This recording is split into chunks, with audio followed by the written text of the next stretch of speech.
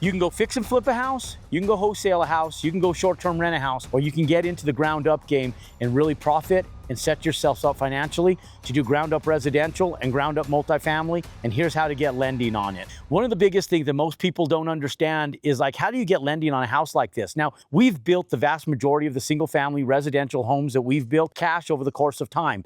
Now, it was hard in the early years, and it's because I had bad credit. And so the bad credit that I did have and the unfortunate circumstances in business that I had in early years starting out really compromised my ability to really take off really fast. Now, because of my creative nature, my hard work, and my work ethic, I was able to get it done with sweat capital and being able to go in and pour concrete slabs to be able to take down houses just like this. The vast majority of people don't have that luxury, nor do they have the work ethic or desires to put in that type of time, effort to go in and build stuff like this. So why don't you do it the easy way? The easier way is being able to go the institutional route or being able to go in with either hard money lenders, private institutional money. And I'll tell you that small credit unions and local community banks are to your advantage. And now in 2026, there's an executive order that was just put in place. There was a bipartisan that allows you to be able to take advantage of some of the attributes that credit unions were utilizing with small local banks, community banks, and regional banks that otherwise the CFPB was putting downward pressure on.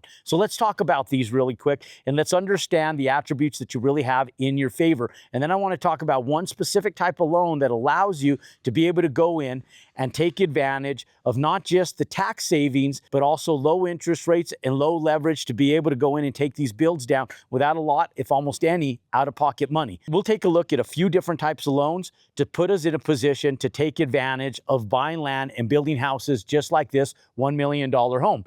Now, when we go in and we take this down, here's our cost breakdown in the actual build itself. When we went in on this one, I landed up using a draftsman. The draftsman himself landed up coming in at $2,800 to do the architecture on this home. I had to get a civil engineer, do a grading and drainage plan to be able to put in our retention ponds and do the physical drainage of this property.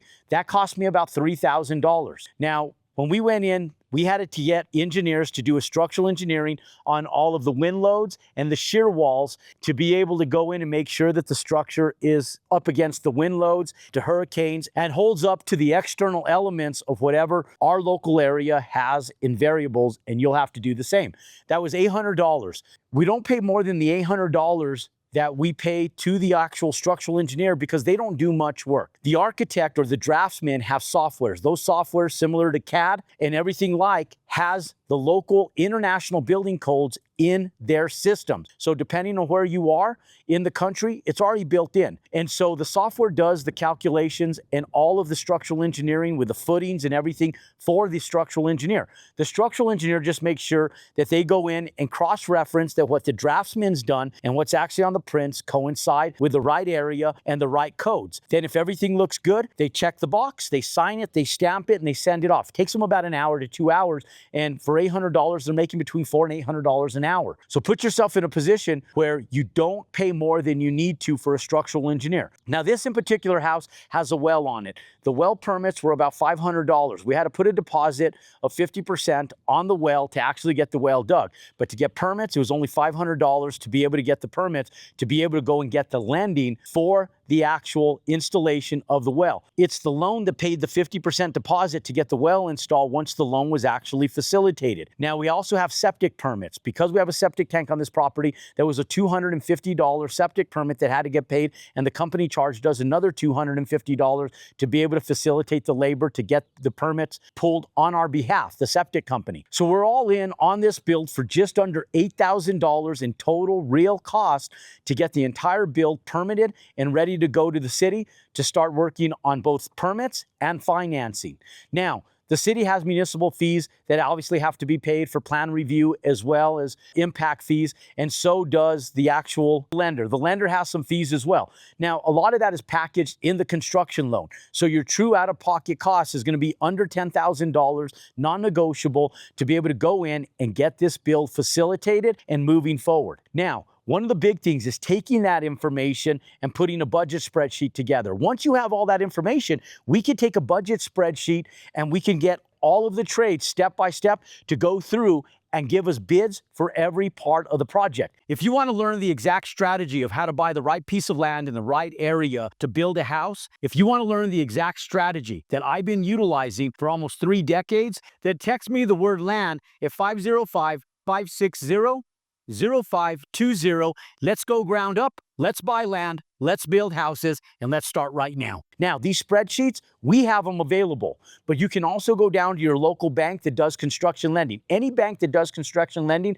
is going to have a spreadsheet. They're free. Ask them for the spreadsheet. You're going to fill it out. When you go in, as you go through the entire checklist, you're going to make sure that every single line item has been fulfilled. If there's a line item you have questions on, ask your lender if it's required. Sometimes there'll be off-site fees for like curbs and gutters. And if you're in a semi-rural area like this one is, there is no curbs and gutters. That line will be left blank. For everything else, like water meters, there's no water meter, there's a well. We put a well in replacement for the water meter. So you got to use common sense on some of the line items, but I know that common sense is one of the least common things. So don't get yourself sideways when there's line items that don't make sense on there, because if with a little bit of common sense, you can figure it out. You're smart. I know you can migrate that forward. Now, once we have that budget spreadsheet fully fulfilled and we have 100% of it filled out, now we can go into our lender and show them our budget on what we need. There's 2 types of loans you can look at. One is just a traditional investment loan to build a house. Now, the lender is going to look at the overall comps. The comps on the house are going to depict the resale value of that home.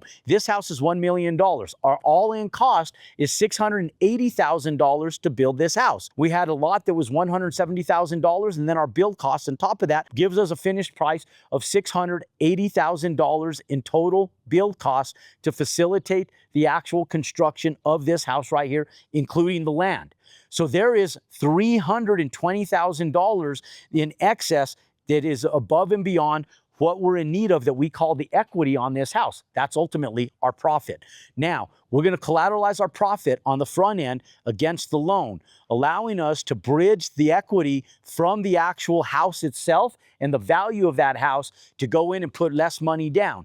Now, not all banks work the same. Some banks are going to want to be able to hog tie you and make sure that you come in with more money. If you use a national lender and you're a number, they're going to go in and they're going to go for your jugular, and they're going to try to take everything they can and expect everything they can in order for you to facilitate that loan. Now, what I like doing is dealing with local lenders, because local lenders are very reasonable. When they come in, they're not trying to get you by the jugular. They are relationship lenders. Local banks and credit unions are built on relationships, and they pride themselves on being relationship lenders. So go to your local regional and your local community banks where your face, your name, and your personability means something, because those banks like keeping their money in their community. If you're in Arkansas, they don't want to lend money to somebody in New York City. If you're in Arizona, they don't want to lend money to somebody in California. If you're in California, they don't want to lend money to somebody in Idaho. So if you stay local, a lot of those regional community banks that stay in their area, they want to keep their money in their area. They want to support their local area. Plus, they want to compete against the permanent financing. So you want a local bank that wants to compete, not just for the construction lending, because the construction lending, they don't make a lot of money on construction lending. There's this little bridge time of about 9 to 12 months on a house like this that they have a loan. But banks, when their money's parked in a long-term loan, is really where they make their money. You have to understand that concept. So one of the big things is understanding that banks want to compete for that long-term business. So when you go in for a loan, even if you're going to sell the home, if they want that long-term stabilized lending, talk to them about long-term stabilized lending, and maybe it's an assumable loan, or there's options where they can go in and you can utilize them to give the next person that's a buyer for your home and incentivize them to use the same lender for permanent lending, or do a construction to perm loan. And with the intention to live in the house, 2 years later, you have $0 in capital gains taxes if you're single, for up to $250,000 in net profitability. If you're a married couple, up to $500,000. This house is going to bring about a $300,000 profit. So if you're a single person, $50,000 is only going to be taxable when we're done with this house. If you're a married couple, $0 on a bridge to perm loan if you land up doing an FHA loan. And what's cool about those loans is it's the second type of loan that's available. They only require 5% down on your cost to build, not the value of the asset. If you take it on the value of the asset, they're really collateralizing 20% loan to value, but it's really only 5% of the cost to build. So on a $1 million bill just like this, it's $680,000 including the land. So if you go in, that's $34,000 all out of pocket to build a $1 million home and ultimately get a $680,000 loan with $34,000 modest dollars out of pocket. We just spent $9,000 to $10,000 on our entitlements. That is going to get collateralized against that $34,000, and the bank is going to give you a contribution of equity towards your proceed amount, and they're going to give you credit for what you've already spent. And so now you only have to come to the table if it's $10,000 with the remaining $24,000 that you would otherwise have to come to the bank with. Those construction of perm loans, whether it's FHA or through your local lender, are incredible because that 5% down on cost is really a great aspect to take advantage of with such low barrier of entry. You can get $34,000 from a bridge loan, from a lines of credit, from business lines of credit. There are so many different ways. If your credit score is in excess of 620 credit score, you can get bridge lending all day long for $34,000, even as a new business owner. That's the type of loan that I love. You're gonna have $34,000 in, and you're gonna profit $300,000 in less than 12 months. That is a return on investment. There is nothing like it in the world, ladies and gentlemen, but you do have to execute. It does take sweat capital, and it is going to take a little bit of your time. But I'll tell you that construction lending, provided you follow the steps I just went through, and you don't go to the bank on the front end going, can I get a loan? And you don't even have a lot. The answer is no. You tie up a land, you go to the bank, and you don't even have a set of prints. Can I get a loan? On what? No, you can't get a loan. You need a lot. You need a commitment, and you don't have to even buy the lot. You just have to tie the lot up. People say, well, how do I tie the lot up? Communication, right here, this is a mouth. You use it. Most of you guys use it in the wrong way by talking too much. Most people think they're like Mickey Mouse, not Mickey Mouse. Mickey Mouse has two big ears in one mouth. God is pretty incredible. If he wants us to listen twice as much as we speak, but most people walk around like they have two mouths on the side of their head and one ear in the middle of their face. You didn't call him Mickey Mouse, it's Mickey Mouse, because he doesn't have two mouses, he has two big ass ears. So if you listen up, you pay attention to what I'm telling you, and you go to the bank and you speak and communicate with your lender, they will give you exactly what you need, and you're gonna have to come to the closing table with a lot that's secured. And if you talk to your seller and they understand that you're really migrating through the real process of building a house and getting entitlements, 99% of the time, they're gonna work with you.